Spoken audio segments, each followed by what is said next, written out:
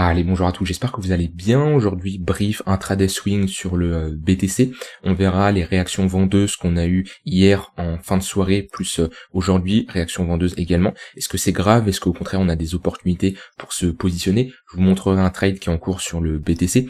On verra Ether, les altcoins et un brief comme d'habitude. D'ailleurs, n'hésitez pas à me partager votre avis. J'ai un peu changé la dynamique de la chaîne qu'il y avait comparé à ce qu'il y avait avant. Avant, je faisais des analyses complètes comme ça sur des altcoins, par exemple CKB, Polkadot, Tao, Chainlink, ING, AV, etc., etc.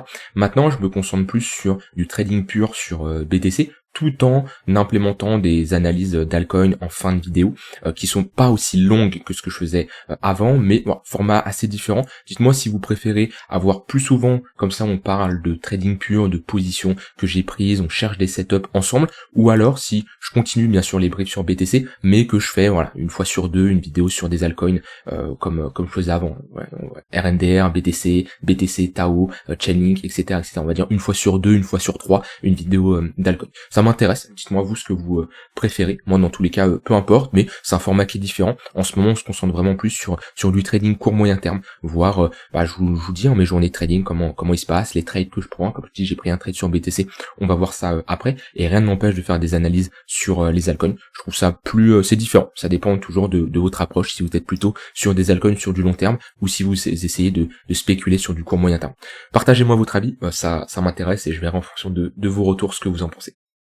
Alors, au niveau du BTC, on a eu une réaction vendeuse quand même hier en fin de soirée. On avait vu ce niveau qui faisait office de résistance, on a bien rejeté, on est rapidement retourné chercher la borne basse. C'est comme une bougie que j'aime pas voir, puisque on a ici une tentative de break par les acheteurs, qui on va dire soldée par un échec, et ça veut dire qu'on a tout simplement une réaction vendeuse. Donc là on a quand même des acheteurs qui sont piégés. On voit qu'aujourd'hui on a également une tentative de pousser des acheteurs qui est également ravalée. Alors on attend la clôture daily, mais pour le moment on voit quand même qu'on a une réaction vendeuse également. Donc ça nous montre que il y a de l'intérêt vendeur dans ce niveau-là, et surtout c'est une pattern en général. Là on revient chercher l'imbalance, on comble une petite partie, on vient chercher la liquidité au-dessus de cette bougie là, et on a une réaction vendeuse assez puissante qui s'est manifestée vers à partir de 22h. On voit qu'on a une bougie 4 heures assez violente. Ce qu'on surveillait hier, c'était si on avait un repli vers les 62 600, 700 $. On avait ici le tunnel 15 minutes. Mais j'ai pas eu de setup qui s'est enclenché. Déjà c'était tard, mais j'étais devant les écrans quand même vers minuit. Déjà comme je l'ai dit c'était tard, puis on y a été avec un momentum beaucoup trop fort. Et ça je vous l'avais dit quand j'avais fait l'update. Si on retourne chercher ces niveaux-là, pourquoi pas, mais je veux pas y aller trop rapidement.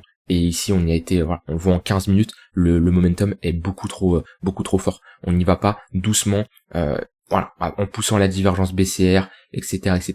Là, c'est bam, et j'aime pas me positionner comme ça quand on a un momentum qui est aussi fort. Donc, j'ai pas eu de setup. Maintenant, on revient chercher quand même un gros niveau de support. On est revenu chercher cette imbalance et cette bougie qui nous a break ce range par l'eau. Donc là, on est revenu chercher là où la demande a été supérieure à l'offre. On a ici une bougie impulsive et on voit que c'est la bougie qui a break cette zone de résistance. Donc on revient chercher ce niveau-là. Pour le moment, on consolide. On est sur support. Donc déjà ici, selon moi, c'est compliqué de chercher des shorts. Pourquoi? Parce que on est clairement sur un gros niveau de support. D'un point de vue risk-reward, c'est pas spécialement intéressant.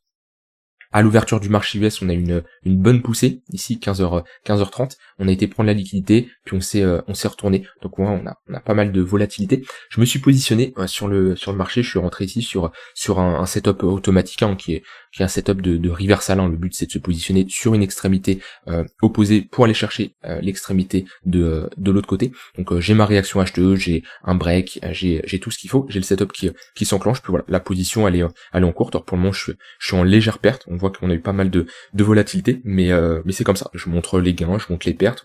Je vous l'avais dit hier, j'étais sur un très bon mois de trading, même si je prends tout septembre, octobre, je suis sur un plus 13 R, c'est-à-dire que j'ai gagné 13 fois mon risque. C'est-à-dire que si je risque par exemple 100 $ par trade, c'est que j'ai gagné 1300 $.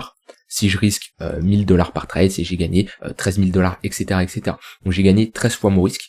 Et voilà, donc ici si je prends une perte, je serai à plus 12 R. Dans tous les cas, comme je dis, je suis sur un très très bon mois de trading, que ça soit septembre plus début octobre, et comme d'habitude, je vous partage que ce soit les gains ou les pertes. Alors, ça pour des nouveaux qui viennent d'arriver, peut-être ça peut faire bizarre, ici j'affiche les pertes. Voilà, c'est comme ça, j'ai un trade en cours. C'est peut-être pas ce que vous voyez ailleurs, hein. Peut-être vous dites mais il est fou, c'est la première fois que je vois quelqu'un montrer une perte qu'il a. Alors, elle est pas clôturée encore, hein, mais voilà, en tout cas je suis en négatif pour le moment.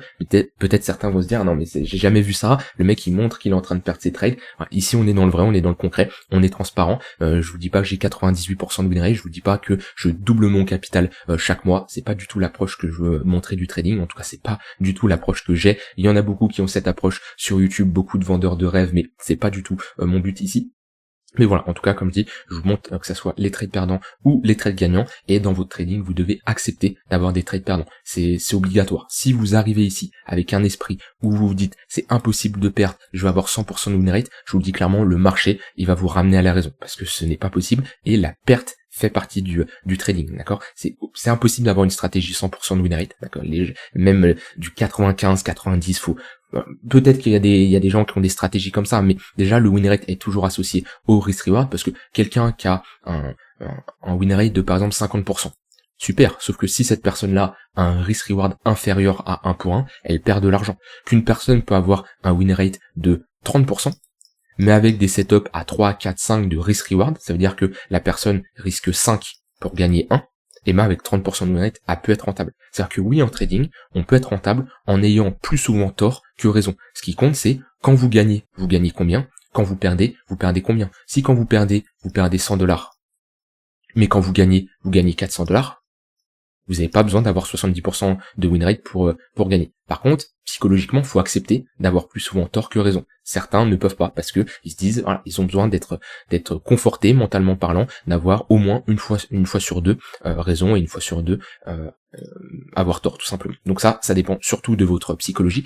Il n'y a pas de risk reward miracle, d'accord. Il n'y a pas de risk reward parfait. Vous ne devez pas vous dire moi je veux une stratégie qui tourne avec tel risk reward. C'est à vous d'essayer, c'est à vous de voir ce qui fonctionne, ce qui marche en fonction de votre psychologie. Certains ils vont avoir des risk rewards de 8-10 pour 1, ils vont perdre la majorité des cas de leur trade. Par contre quand ils vont gagner, ça va compenser leurs 10 précédents trades qui sont perdants. Mais psychologiquement ça faut l'accepter. Comme dit, ça dépend de votre psychologie, et ça c'est quand vous allez être sur le terrain. Qu'est-ce que je veux dire sur le terrain? Quand vous allez tout simplement trader, quand vous allez dans le vrai, dans le concret, c'est là où vous allez voir ce qui marche pour vous en fonction de votre psychologie. Parce que la psycho, c'est un point important, et ça, il n'y a rien de mieux que engager votre capital sur les marchés. C'est là où vous allez voir la psycho comment elle joue. Parce que je parle souvent du trading démo. Trading démo, j'ai fait une vidéo il y a pas longtemps là-dessus, je vous invite à la check. Le trading démo, c'est bien pour tester sa stratégie, mais vous engagez pas votre psychologie. Et il y a une grosse différence entre le trading démo et le trading en réel. Pourquoi? Parce qu'à partir du moment où vous engagez du capital, votre cerveau ne fonctionne pas de la même manière, et automatiquement, votre réaction face au marché va être différente. Voilà, c'était un peu le petit cours psycho, comme j'aime faire de temps en temps, mais qui n'est pas plus mal. Mais voilà, en tout cas, pour les nouveaux, j'affiche mes trades perdants comme mes trades gagnants. Et pour le moment, le trade n'est pas clôturé dans tous les cas. Et j'ai un TP à 50% vers les 63 500$. Si on va chercher ce niveau-là, je TP 50% de ma position, et mon stop loss, je le mets à break-even. Voilà, c'est la seule position que j'ai prise. J'ai pas eu d'autres setups sur les autres altcoins, que ça soit sur du reversal, même s'il y a eu quand même BNB qui a bien reverse ici avec une bonne bougie impulsive à 10h15, mais pas eu l'exécution, j'ai pas eu le setup. Ether, pourquoi pas, s'il va chercher ses 2400$ et j'ai une réaction acheteuse, ça peut être intéressant de le surveiller. Et sinon après sur de la continuation de tendance, j'ai pas spécialement de setup. On voit que voilà, on a des moyennes mobiles qui sont un peu plates sur les altcoins. J'ai pas de setup. J'aimerais bien avoir repassé au-dessus des moyennes mobiles court terme sur le BTC, parce que là on voit bien le niveau des 62 700$, c'est le niveau où j'avais pris un long, hein. Je vous l'avais partagé hier, j'avais pris un achat ici, que j'avais TP, et on voit que ce niveau qui faisait office de support, on l'a flip ici en résistance, et on est sous le point pivot weekly, sous le tunnel 15 minutes. Donc ça serait bien de repasser en dessous de ce tunnel.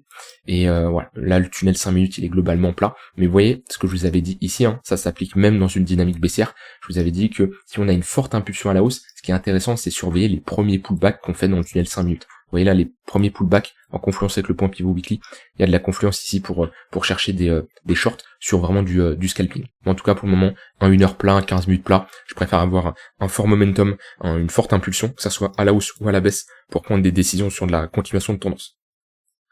Voilà, de mon côté, j'ai rien d'autre à dire de plus sur le BTC. Donc d'un point de vue intraday, comme je l'ai dit, si on fait de la continuation de tendance, je préfère avoir une forte impulsion, à la hausse ou à la baisse, parce que là on voit bien qu'on est dans un range, donc compliqué de faire de la tendance quand on est comme ça dans un range. Sinon, pour ceux qui font du swing, on va plutôt être dans une zone, on va chercher des achats pour viser ici l'extrémité opposée. Si on veut garder cette tendance haussière intacte, ce creux-là doit être maintenu. On peut avoir une prise de liquidité, réintégration très rapidement, mais on ne veut pas de l'installation en dessous de ce niveau-là. Si on commence à clôturer sous les 61 800 $ en 4 heures, ça serait pas bon. Par contre, voilà, si on fait une mèche assez rapide, tac, et on ravale et on réintègre, on peut s'attaquer à des niveaux plus hauts. Là-dessus, il n'y a pas de souci. Mais ce qu'on ne veut pas, c'est de l'acceptation en dessous de ce niveau-là. On veut garder cette tendance pour le moment qui est intacte. On est toujours dans une phase de creux sommet de plus en plus haut. Voilà, de mon côté, sur le BTC, j'ai rien d'autre à ajouter de plus. Sur Ether, hop, tac. Sur Ether, bon, on avait vu que ce que je surveillais, c'était cette zone d'imbalance qu'il fallait aller combler.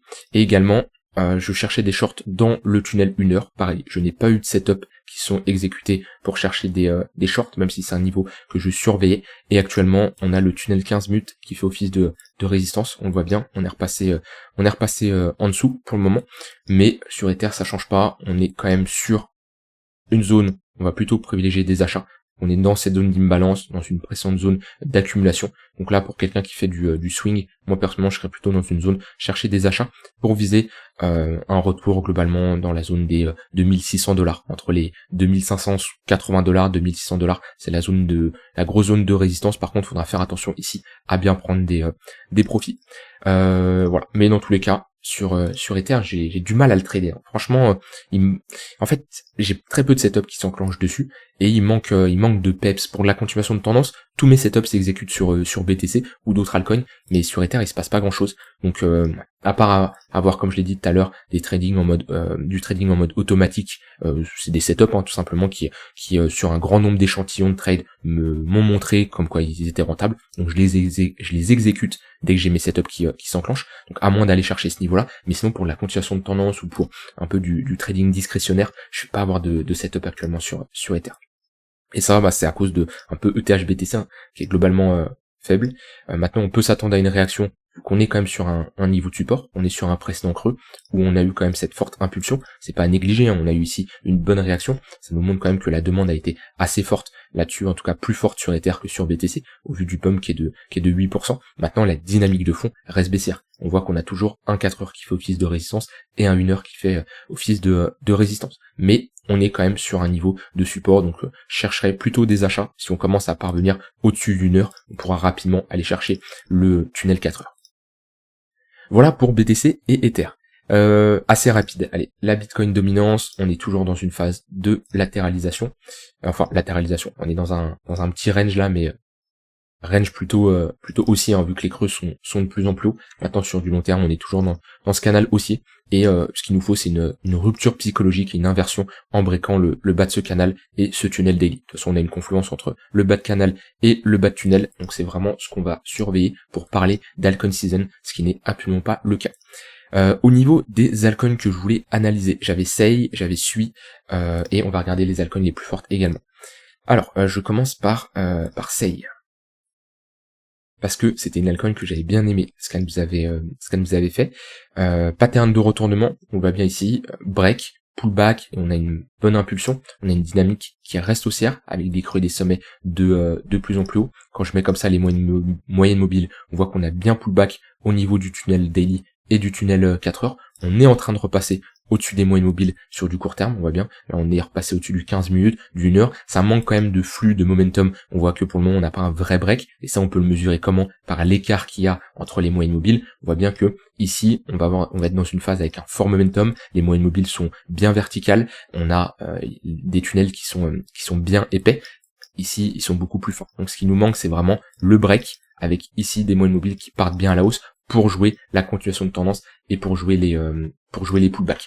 Maintenant, sur du moyen long terme, comme j'ai dit, j'aime bien ce que fait Sei. On est quand même sur un niveau de résistance qu'il faut surveiller. Pourquoi? Parce que c'est tout simplement une zone qui avait fait pas mal de fois office de support et maintenant cette zone-là on la flippe en résistance. Par contre, si on parvient à réintégrer et avoir de l'acceptation au-dessus des 50 centimes, on ira rapidement chercher ces sommets-là. On a pas mal de liquidités à venir chercher. Là, on peut avoir un short squeeze assez important sur Sei, parce que là, tout ici, on a des stop loss de short. Donc le fait d'aller chercher ces sommets-là, c'est des buy market. On a des rachats de position. On pourrait rapidement aller chercher les 70 centimes de dollars. Et en plus, juste au-dessus, on a notre zone de rechargement de short 0,118 qui est notre ligne de coup de cette pattern de distribution. Donc je pense que Sei a le potentiel, s'il parvient d'aller chercher ces 50 centimes, d'aller rapidement chercher les 80 centimes. Je voulais analyser SUI également, parce que la charte elle est plutôt sympa pour de la continuation de tendance. Alors on est sur un ATH, donc on va pas être sur... Moi personnellement je suis pas fan d'investir sur ce genre de crypto lorsqu'elles font un nouvel ATH. Pourquoi? Parce qu'on a fait ici déjà un x3, on est sur des prix assez hauts. Alors rien n'empêche d'aller plus haut. C'est pas ce que je dis. Je dis juste que en tant qu'investisseur professionnel, ce qu'on veut, c'est se positionner dans des zones de rechargement long terme lorsque le marché latéralise, pas lorsque le marché pump autant. Par contre, pour de la continuation de tendance, sur de l'intraday, sur du swing, là-dessus, oui, c'est une altcoin, on va se concentrer. Alors juste sur du long terme, si on fait un nouvel ATH ici, on break et qu'on a de l'acceptation au-dessus des 2,20 $, hop, extension de Fibonacci, on prend le point le plus haut, le point le plus bas, et on met nos 1 centime 100% d'extension. C'est-à-dire que la target théorique de SUI, au cas où on fait un nouvel ATH, c'est entre les 3,2 et les 3,9 $. On peut mettre des targets un peu plus élevés, 318, 218. Je dis pas qu'on va forcément y aller, je dis juste que c'est des niveaux intéressants à connaître pour prendre ses profits. Les 218 au niveau des 5 $, chiffron psychologique, très bonne zone ici pour prendre des profits. On a une bonne confluence. Et ensuite les 318 au niveau des 6,68. Donc voilà, quand vous êtes comme ça en price discovery, c'est-à-dire que vous êtes en découverte de prix, ce qu'il faut regarder, c'est les extensions de Fibonacci, les chiffrons psychologiques, et également comment le marché se comporte. Si on a des affaiblissements, des patterns de retournement, on peut comparer également le market cap. Si on commence à arriver sur des une capitalisation qui est assez élevée, vous dites que là on est sur un projet surévalué, ça peut être également un signal pour prendre des profits. Après il y a le sentiment de marché, si vous voyez que tout le monde parle de SUI sur les réseaux, sur internet, ça y est, il faut acheter, etc. Ça peut être également une bonne manière de prendre des profits. Maintenant sur du plus court terme, ça c'est une charte qui est pas mal pour faire de la continuation de tendance. Hop, on met les moyennes mobiles. S'ils veulent bien charger, mais déjà on voit bien qu'on a une bonne dynamique haussière. On n'est pas non plus dans une phase où c'est un pump sans retracement. On voit qu'on a quand même des petits retracements et toute une hausse comme ça, les pullbacks, tunnel 15 minutes, c'est des bonnes zones pour chercher des achats. On perd le 15 minutes, la prochaine zone c'est le tunnel 1 heure, et là on a fait un nouveau sommet. On est en train de pullback au niveau du précédent sommet plus le tunnel 15 minutes. Pareil là c'est une bonne zone à surveiller. C'est dommage, on n'a pas un point pivot daily à l'intérieur parce que j'aime bien avoir des confluences, mais dans tous les cas là c'est une bonne zone pour faire de la continuation de tendance. Celui c'est une altcoin qui est forte. Je l'ai pas ici dans mon tableau si je dis pas de bêtises. Ça c'est le tableau qui me permet de voir les altcoins les plus fortes, mais c'est normal vu que si je dis pas de bêtises d'un point de vue market cap, on est 19e, je devrais l'avoir. Alors je crois des conneries, je l'ai peut-être à l'intérieur. Non, je ne l'ai pas mise. Je ne l'ai pas mise parce que elle devait pas, au moment où j'ai fait le tableau, elle devait pas être dans le top 50. Market cap, all. C'était ici à peu près. Ouais, 1,5. Et là on est passé à 5 milliards. Donc au moment où je l'ai fait, il faudrait que je le mette à jour le tableau pour vous faire comprendre. Ici on a le top 20 des altcoins, ici on a le top 20-50. Donc je le mets pas à jour systématiquement tous les jours, mais on a dans tous les cas les plus grosses cryptos. Mais je vais ajouter celui qui performe très bien et qui se décorrèle. On voit bien ici sur des performances en weekly, monthly, c'est du plus 8%. Donc déjà si je compare avec les autres altcoins là, c'est l'une des altcoins les plus fortes avec Aptos qui fait une bonne performance. Et si je me mets sur du mensuel, début de mois, ici on est sur un plus 12%. Donc pareil, ça reste une altcoin qui se démarque des autres. C'est une altcoin qui est forte et si on fait de la continuation de tendance, c'est une altcoin qu'il faut surveiller. Il y en a beaucoup qui ont les raisonnements un peu inverses là-dessus. Alors il n'y a pas de mal, c'est une stratégie qui est différente, mais il y en a qui vont se dire moi cette altcoin a trop performé, pour du trading ça m'intéresse pas, je vais me positionner sur des altcoins qui sont en sous-performance, parce que j'estime que cette altcoin va se retourner. Moi j'ai un peu le raisonnement inverse qui dit cette altcoin est forte, cette altcoin performe, je préfère continuer à l'acheter. Même si je l'achète haut, tout est relatif déjà, mais même si je l'achète haut, je l'achète haut ici, mais c'est peut-être pour la revendre ici. Donc oui, C'est là où le raisonnement, vous voyez, il est différent. Sur l'investissement long terme, hors de question d'acheter ici. Moi, ça me convient pas parce qu'on est sur des niveaux qui sont trop élevés. Par contre, pour du trading court moyen terme, je préfère ici faire de la continuation de tendance et me positionner sur une altcoin qui est forte. C'est là où il y a une différence sur comment je me positionne sur de l'investissement plutôt que sur du trading, parce que c'est pas la même configuration. Sur l'investissement, je préfère me positionner sur des bottoms, sur des patterns de retournement de marché type structure en W, sur des niveaux de support, dans des phases de retracement.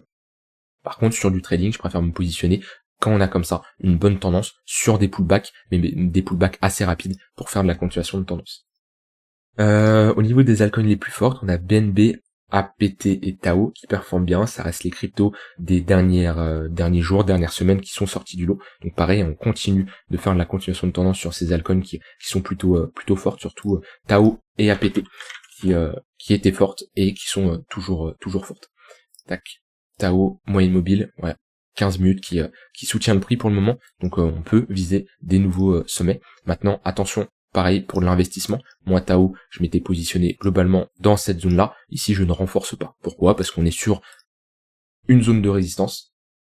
Dans notre zone de rechargement de short, ça ne m'intéresse pas de me positionner ici. Pareil, je me positionne dans des phases de latéralisation. Quand le marché rentre dans un range, sur des pressantes zones d'accumulation, sur des niveaux de support. Ça m'intéresse pas de me positionner ici. Et au contraire, c'est une bonne zone pour prendre des profits.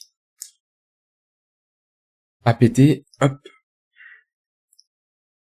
On peut aller chercher la prochaine target qu'on avait identifié ensemble, le chiffron psychologique des $10. On a une bonne confluence, ce niveau de résistance, les 0,382 de Fibonacci, l'extension de cette pattern de retournement, tout porte là pour que APT aille chercher ce niveau-là. Par contre, ça va être une bonne zone ici pour prendre des profits. Alors ça se trouve, on va le transpercer. Je dis juste que avec les outils que j'utilise de manière quotidienne, c'est un niveau qui fait office de résistance et qu'il va falloir surveiller. C'est pas un niveau que je vais short, à moins que j'ai des patterns de retournement, une phase de distribution qui se mettent en place, parce que là, pour le moment, pourquoi je ne short pas ? Parce que la dynamique, elle est haussière, et je ne cherche pas à faire de la contre-tendance pour le moment. Par contre, ça peut être une zone pour prendre des profits. Voilà, n'hésitez pas à me dire les altcoins que vous voulez que j'analyse dans la prochaine vidéo. Je ferai une note de ça et je ferai comme d'habitude 4-5 altcoins. Dites-moi aussi votre avis, comme je disais, si vous préférez que j'analyse des altcoins de manière complète comme ça, 15 minutes, je me concentre sur une altcoin, ou si on continue ce style de vidéo où on fait une partie intraday, une partie mes positions en cours, quels sont mes raisonnements, mes scénarios, mes hypothèses, mais on fait quand même une analyse sur les altcoins, comme j'ai fait avec APT, Tao. Alors oui, c'est pas une vidéo de 15 minutes sur l'alcoin en question, mais au moins on est dans le concret, on va directement à l'essentiel. Voilà, je suis intéressé là-dessus de votre avis. Je vous souhaite une très bonne fin de journée et je vous dis à demain pour une prochaine vidéo. Bye bye.